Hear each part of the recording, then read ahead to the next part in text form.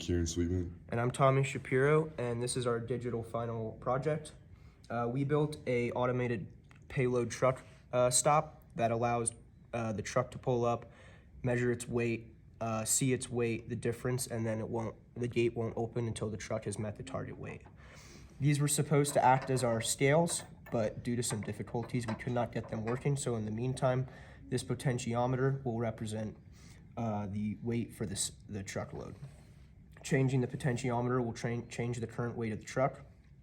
So as of now, say the truck's at 146 pounds, the target weight's at 100 pounds. The difference between the target weight and the current weight will be sent to this Arduino using these communication wires. And then this Arduino will display the difference in the current weight to the target weight, and this acts as our gate. So currently the gate is closed, but as the truck removes weight from its payload and gets below 100 pounds, then the gate will open up. So first we'll discuss the failure in our strain gauge system. The strain gauge system was supposed to act as the scale for the truck to send the weight measurement of the truck to our Arduino. We had a lot of issues trying to get this system working, and the last things that we did to attempt to get this working was we set up these 4 strain gauge systems in a Wheatstone bridge formation. So there's a 1 kilo ohm resistor on each end of the strain gauge, with the red wire being the wire that sits in between the two. So the black and red wires of each of these strain gauge systems are hooked up in a Wheatstone bridge formation, with the red wires all being sent to our load cell amplifier. Our load cell amplifier was supposed to send a 24-bit digital binary number to our Arduino representing the weight, but for some reason that binary number that was being sent was never stabilizing onto a certain value. It was kind of all over the place, from a -100 value to a 2000 value without anything changing on the strain gauge. We tested with our digital multimeter the resistance values at the corners of each of these strain gauges to ensure that the resistance values were matching up to what we expected when there was a strain on the system. And we also tested with the DMM that power was getting to everywhere in our system. After we confirmed that the resistance values were what we expected and that the entire system was getting power, we thought the system would work, but it still didn't, so we decided to move on to the potentiometer to get the project finished. In order to get the rest of our project working, we needed a weight reading. So in order to get a weight reading, we just used a potentiometer due to the failure of the strain gauges. So as you change the potentiometer value, the current weight reading changes. In order to do this, we sent 5 volts from the top to the bottom of the potentiometer, with this communication line being sent to an analog input on the Arduino. So as you change the potentiometer, the Arduino is getting a voltage reading from 0 to 5 volts. And then in the code for this project, we set 5 volt reading to be equal to 199 pounds and a 0 volt reading to be equal to 90 pounds about. So that's how we bypass the strain gauge failure in order to get a weight reading for the rest of our system to work. The next part of our project was to get a display working so that the truck driver could see the target weight and the current weight of the system.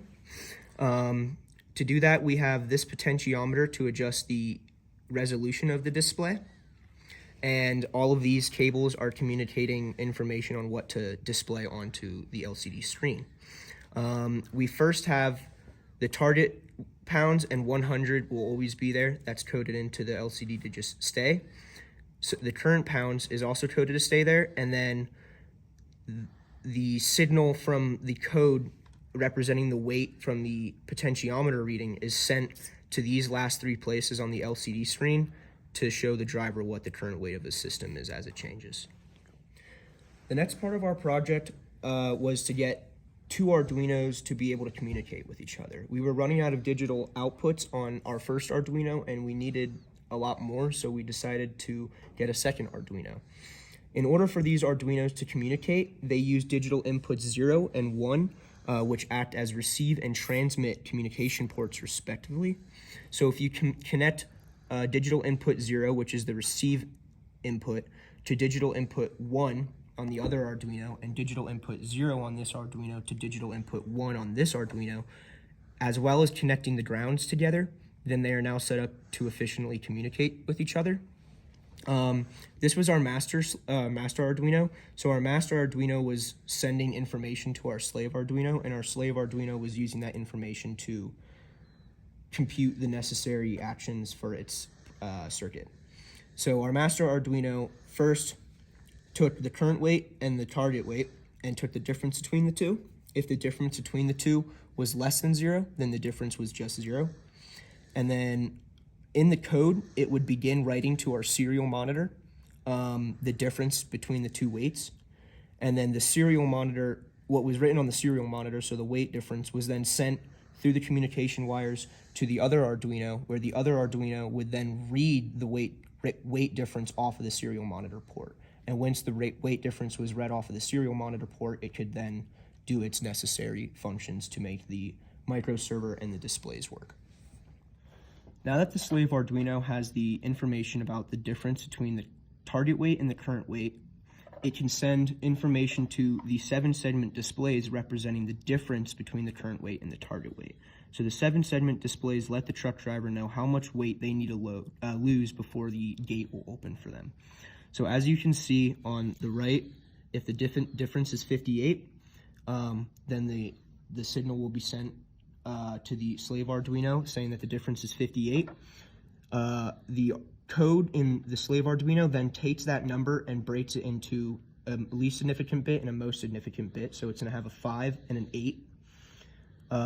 The 5 will be sent in a binary coded decimal form to the 7447 7-segment display decoder, which will decode that information and update the information to the 7-segment display. As well as the slave Arduino will also take the least significant bit information, which is now 9 because it changed a little bit, and will put that in a binary coded decimal form, send that to the 7447 decoder, which will then decode that information, putting it onto the 7-segment display as necessary. So this does use digital input and output to the decoders in order to properly get the display functioning to the numbers that we want them to show. The last part of our project is the servo motor part of our project, which acts as the gate for the truck stop. Once the gate falls below the target weight of 100 pounds, then the gate will open up, allowing the truck driver to pass.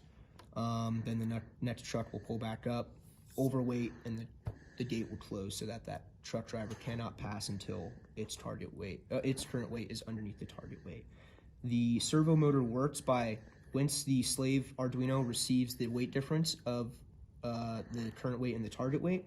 If that current weight is 0, if that difference is 0, then it uses pulse width modulation to send a signal to the servo motor, enabling it to open up. And if that signal is above 0, then it sends a pulse width modulation signal to the servo motor, telling it to go back to its closed position.